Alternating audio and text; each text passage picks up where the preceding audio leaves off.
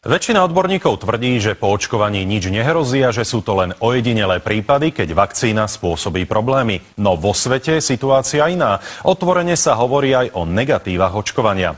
Ale už aj na Slovensku sa ozývajú lekári, ktorí upozorňujú na to, že s vakcínami treba narábať opatrne. Aj odporcovia vakcinácie sa zhodujú v tom, že proti niektorým chorobám treba očkovať. Spochybňujú ale význam tzv. Novodobých očkovaní. Očkovanie je jeden z najväčších výdobytkov 20. storočia v medicíne, ako antibiotika napríklad, alebo iné veci, ale všetko sa stalo biznisom. A tak my zaočkujeme aj proti takým ochoreniam, proti ktorým očkovanie je skôr hazardom ako prínosom. Lekári tvrdia, že očkovanie môže byť spúšťačom alergií, ochorení krvi či cukrovky.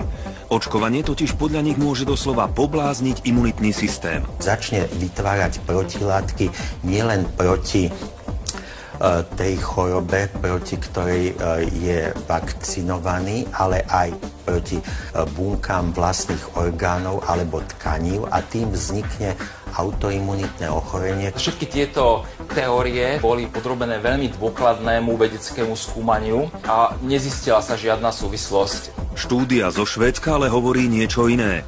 U detí zaočkovaných na hemofila stúpol počet prípadov cukrovky a podobné skúsenosti máme aj u nás. Na Slovensku sme tiež mohli pozorovať po zavedení povinného očkovania proti pneumokokom nárast detskej cukrovky o 100%. Náhoda? Možno. Mnohí lekári hovoria aj o iných nežiadúcich účinkoch očkovania. Každé očkovanie, ktoré sa pichá, má také prísady, prímesy, ktoré vyvolávajú ochorenia, ktoré sú nervového systému, ochorenia srdca, ochorenia obličiek, ochorenia pohybového ústrojenstva. Sú tam náhle úmrtia. Vzhľadom na to, že sa vakcín podáva také množstvo v percentuálnom vyjadrení, aj podľa štatistík je to mizivé, ani nie percento, ale promile toho, čo sa eviduje ako nežiaduce účinky. Keby bolo očkovanie úplne bezpečné, v zahraničí by zrejme neexistovali fondy na odškodňovanie ľudí s komplikáciami po očkovaní. Taký najznámejší americký systém na odškodnenie má v Európe, čo vieme, má ho Nemecko, má takýto fond Rakúsko, vieme, že aj vo Francúzsku odškodňujú. Na Slovensku sa očkujú deti proti 11 ochoreniam. Sme jedna z mála krajín, kde je očkovanie povinné a také masívne. Je povinné očkovanie proti pneumokokom, čomu ja osobne nerozumiem.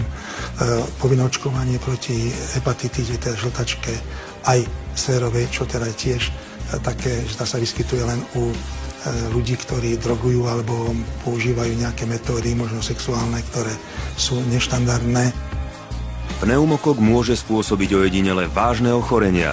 Nedávno ale minister zdravotníctva priznal, že štatistiky, ktoré by potvrdzovali opodstatnenosť celoplošného očkovania proti tejto baktérii, neexistujú. Ja som teraz čítal úplne vážnu štatistiku, že na pneumokoky minulý rok ochorilo 58 ľudí a pritom zaočkujeme celú populáciu, takže to je neadekvátne. V januári vydal francúzsky minister zdravotníctva zoznam liečiv, ktoré budú pod prísnym dohľadom pre ich nežiadúce účinky. Je medzi nimi aj na Slovensku spochybňovaná vakcína proti pneumokokom a rakovine krčka maternice, ktorá by sa už čoskoro mala stať tiež povinnou. Otázniky vyvolávajú nielen reakcie na očkovanie, ale aj látky, ktoré obsahujú, ako napríklad hliník, formaldehyd či timerosal. Timerosal bol vyvinutý ako konzervačná látka do vakcín, kde vo veľkom sa používal. Žiaľ, má v podstate účinky mutagénne a karcinogénne. Vakcínu si vy ako laik musíte predstavovať ako polievku, hej? To znamená, že ja nebudem skúmať, že čo všetko je v tej polievke.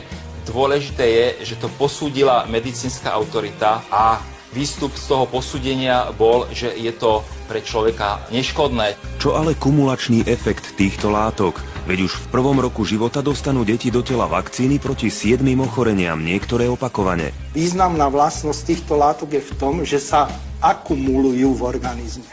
Sú vysoko neurotoxické a v mozgu môžu spôsobovať veľmi vážne problémy. Názory na to, či očkovať alebo nie, sú rozdielne. Skúsenosti lekárov, rodičov i štúdie expertov tiež. U nás je ale téma očkovanie tabu. Nedáva sa priestor na polemiky, preferuje sa iba jedna strana veci.